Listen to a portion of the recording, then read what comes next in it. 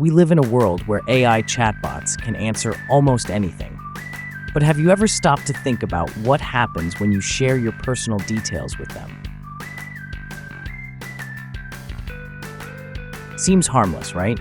But what if I told you that every single word Sarah types is stored, analyzed, and potentially exploited? AI chatbots don't just forget what you type. Your conversations are stored and used in ways you might not expect. Remember when OpenAI had a breach exposing conversations? If big tech can fail, so can any AI you're talking to. Cybercriminals know that chatbots are a goldmine of personal data. What if Sarah's messages were exposed? So, how do you stay safe? Here's what you can do right now.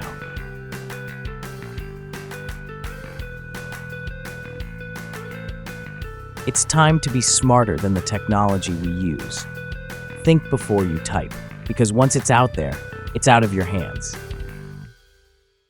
What do you think about AI chatbots and privacy? Share your thoughts in the comments.